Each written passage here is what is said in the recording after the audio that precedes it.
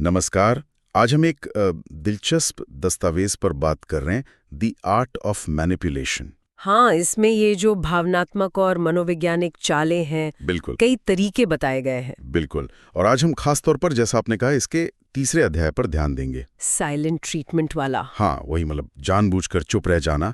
और देखिए, ये सिर्फ वो चुप्पी नहीं है जब कोई सोचने के लिए थोड़ा वक्त लेना चाहता है। नहीं नहीं, बिल्कुल नहीं। यहाँ बात हो रही है चुप्पी के एक सक्रिय इस्तेमाल की। हाँ, जिसमें अक्सर एक उम्मीद छिपी होती है, या शायद नाराजगी, या फिर निराशा भी। सही। इस दस्तावेज के मुताबिक इसका मकसद होता है सामने वाले को परेशान कर देना, उसे दोषी महसूस कराना। हाँ, या इतना बेचैन कर देना कि वो किसी भी तरह, मतलब हालात को ठीक करने में लग जाए। जरा सोचिए, जैसे कोई जानबूझकर आपके मैसेज या कॉल का जवाब न दे रहा हो, या घर और दफ्तर जैसी जगहों पर आपसे नजरें चुराए जहां आप रोज मिलते हैं। हाँ, ये बहुत कॉमन है।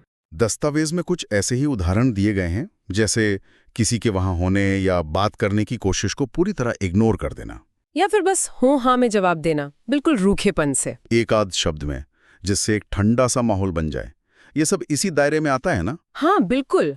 और यहाँ समझने वाली बात ये है कि आखिर ये तरीका काम क्यों करता है, क्यों असरदार है ये। हाँ, ये दिलचस्प है। दस्तावेज के अनुसार बातचीत मतलब संवाद हम इंसानों की एक बुनियादी जरूरत है। सही। तो जब कोई जानबूझकर चुप हो जाता है तो वो एक तरह का भावनात्मक खालीपन सा पैदा कर देता है। अच्छा। जवाब न मिलने की ये स्थिति, ये चुप्पी लोगों को बेचैन कर देती है। उन्हें लगता है कुछ गड़बड़ है। हाँ, अंदर से एक बेचैनी होने लगती है। बिल्कुल। और वे इस चुप्पी को तोड़ने के लिए उकसारे जाते हैं, चाहे इसके लिए उन्हें अपनी भावनाओं या जरूरतों से समझौता ही क्यों ना करना पड़े। तो ये हमारी संवाद की जो जरूरत है, उसी का फायदा उठाया जा रहा है यहाँ। हाँ, असल में उसी वो हथियार बनाया जा रहा है। अच्छा, तो ये हमारी एक बुनियादी इंसानी कमजोरी को हथियार बनाने जैसा हुआ। और दस्तावेज क्या बताता है कि लोग ऐसा करते क्यों हैं? इसके पीछे क्या वजह हो सकती हैं? देखिए, दस्तावेज में कई संभावित कारणों का जिक्र है। एक तो ये कि ये नियंत्रण हासिल करने का एक तरीका हो सकता है। कंट्रोल करने का? कैसे? मतलब बातचीत रोककर चुप रहने वाला व्यक्ति एक तरह से सारी ताकत अपने हाथ में ले लेता है।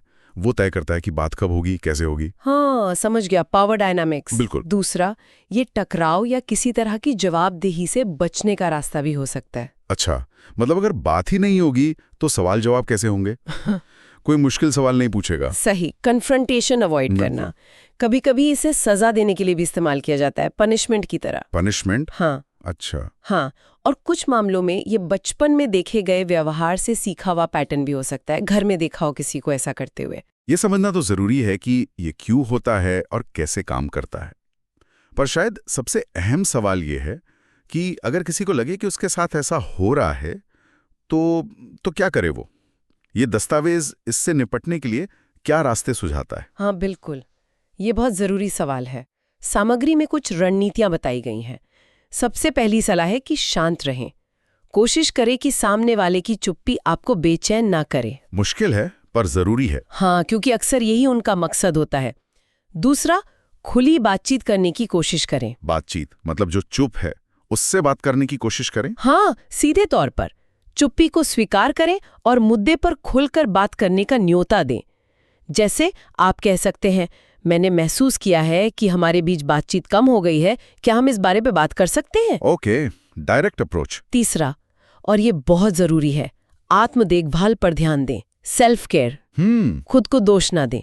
याद रखें कि ये सामने वाले का चुना हुआ व्यवहार है, आपकी गलती नहीं। ये पॉइंट बहुत जरूरी है। अक्सर लोग खुद को ही दोषी मानने लगते हैं। बिल्कुल। और चौथा, बाहरी नजरिया हासिल करें।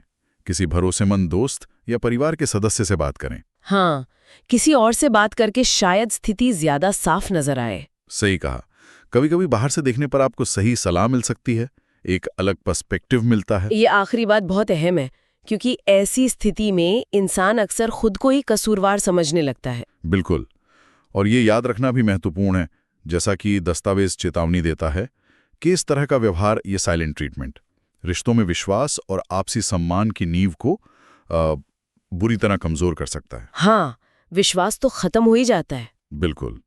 ये इस बात पर जोर देता है कि हमें किसी भी रिश्ते में क्षणिक फायदे या नियंत्रण के बजाय असली खुले संवाद को प्राथमिकता देनी चाहिए। लंबे समय में यही रिश्ते को स्वस्थ रखता है। सही कहा। ये पूरी चर्चा एक अहम सवाल पर लाकर छोड़ती है ना। कौन सा सवाल? कि कोई ये कैसे पहचाने कि सामने वाले की चुप्पी वाकई सोचने समझने के लिए ली गई एक सच्ची स्पेस है, मतलब उसे सच में वक्त चाहिए, या फिर ये नियंत्रण साधने के लिए इस्तेमाल किया जा रहा एक हथियार है। हाँ, ये एक बहुत ही बारीक रेखा है। बिल्कुल। दस्तावेज हमें इसी बारीक रेखा पर सोचने के लिए मजबूर करता है।